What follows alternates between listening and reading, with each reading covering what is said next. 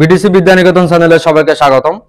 আজকে আমরা করব নবম দশম শ্রেণীর গণিতের এই যে আমার এখানে 13.1 এই যে আমার এখানে প্রশ্ন নাম্বার 16। তাহলে আমরা এই যে এখানে করতেছি আজকে প্রশ্ন নাম্বার 16। এখন আমার এখানে যে প্রশ্নটা দেওয়া আছে এই যে এখানে 2 + 4 + 6 + 8 এবং বলছে এ ধারাটির প্রথম এই যে এখানে দেওয়া আছে n সংখ্যক পদের এখানে সমষ্টি 2000 যেখানে 550 হলে তাহলে আমার এখানে বলছে হচ্ছে n এর মান তাহলে নির্ণয় করো।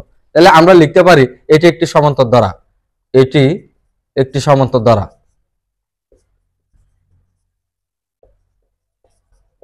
আমরা এখানে লিখলাম এটি একটি সমান্তর দ্বারা হচ্ছে যার প্রথম পদ, তাহলে যার প্রথম পদ, তাহলে এই যে এখানে আমার এখানে প্রথম পদ দেওয়া আছে 2, আমরা এখানে 2টা লিখলাম। এরপরে লিখলাম সাধারণ অন্তর, সাধারণ অন্তর, সাধারণ অন্তরকে আমরা এখানে ডি দ্বারা প্রকাশ করি। তাহলে সাধারণ অন্তর যে আমার এখানে হচ্ছে দ্বিতীয় পদ থেকে বিয়োগ যে এখানে প্রথম পদ 4 - 2 = 2। এরপরে আমার এখানে তাহলে পদ সংখ্যা সমান n, তাহলে পদ সংখ্যা সমান n। তাহলে আমার এখানে প্রশ্ন বলছে প্রথম এই যে এখানে এখানে বলা হয়েছে প্রথম এখানে n সংখ্যক পদের সমষ্টি কত। তাহলে এখন আমরা লিখতে পারি, আমরা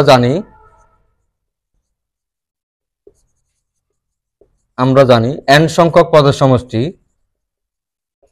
n সংখ্যক পদের সমষ্টি, সমষ্টি। তাহলে আমাদের এখানে সমষ্টির একটা সূত্র আছে, সূত্রটা লিখলাম n/2 2a + n - 1 * d। তাহলে এটা আমাদের হচ্ছে পদের সমষ্টির সূত্র। তাহলে এখন তাহলে আমরা এখানে এই সূত্র অনুসারে হচ্ছে মানগুলো বসাবো। তাহলে n/2 যে এখানে দেওয়া আছে 2, তাহলে এরপরে দেওয়া আছে 2a। তাহলে আমার এই যে এখানে কিসের মান দেওয়া আছে এর মান, এই যে এখানে 2টা লিখলাম 2 + n - 1। এরপরে আমার এখানে হচ্ছে d এর মান দেওয়া আছে 2, এটা লিখলাম বা n/2। তাহলে এখানে কত হয় হচ্ছে 2 × 4। তাহলে এখানে কত হয় এই 2 এর সাথে যদি n গুণ করি 2n - 2 n/2। এখন এই যে এখানে যদি 4 থেকে যদি 2 চলে যায় আর থাকে 2 + 2n। এখন আমরা হচ্ছে বাকি অংশের দিকে করলাম ইকুয়াল। তাহলে যে এখানে দেওয়া আছে n/2, যে এখান থেকে যদি আমরা যদি হচ্ছে 2টা কমন নিই তাহলে আমরা এখানে 2টা কমন নিলাম। তাহলে এখানে আর কিছু না থাকলেও এখানে থাকে 1 প্লাস যেখানে দেওয়া আছে n। তাহলে এই 2 আর এই 2 কাটা গেলে এখন এই সংখ্যাগুলোর সাথে আমরা এগুলো গুণ করব m + n²। তাহলে এটাকে আমরা মানে সাজিয়ে লিখতে পারি n² + n। এখন আমাকে বলা হয়েছিল এখানে এই যে এখানে পদের সমষ্টি, তাহলে পদের সমষ্টি 2250 হলে তাহলে আমার এখানে হচ্ছে n এর মান তাহলে হচ্ছে নির্ণয় করো। তাহলে এখন আমরা লিখতে পারি, তাহলে আমরা এদিকে আমরা দেখেছি বাকি অংশ হচ্ছে এদিকে করি। তাহলে আমার এখানে প্রশ্ন মতে লিখলাম যে প্রশ্ন মতে, তাহলে আমার এখানে প্রশ্ন মতে কি বলছিল, প্রশ্ন মতে বলছিল যে আমার এখানে যদি এই যে কি সংখ্যক পদের হচ্ছে n সংখ্যক পদের সমষ্টি 2250 হলে তাহলে আমার এখানে কত পাইছিলাম n² + n সমান এই যে এখানে হচ্ছে 2550 বা তাহলে n² + n। এখন এই সংখ্যাটা আমরা এদিকে পক্ষান্তর করে বলবো 2550 = 0। এবার এটা আমাদের মিডলটার্ম পদ্ধতি হয়ে যায়।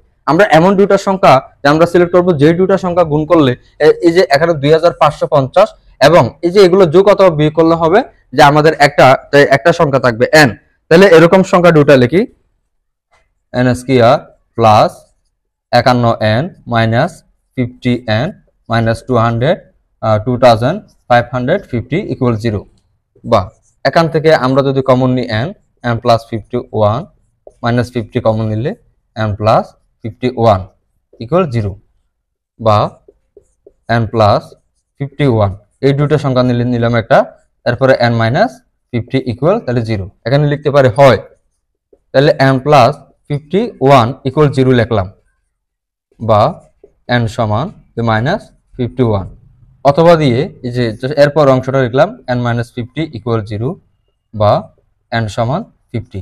তাহলে আমার এখানে যেহেতু ঋণাত্মক মান যেহেতু গ্রহণযোগ্য নয় তাহলে আমরা এই যে এখানে লিখতে পারি সুতরাং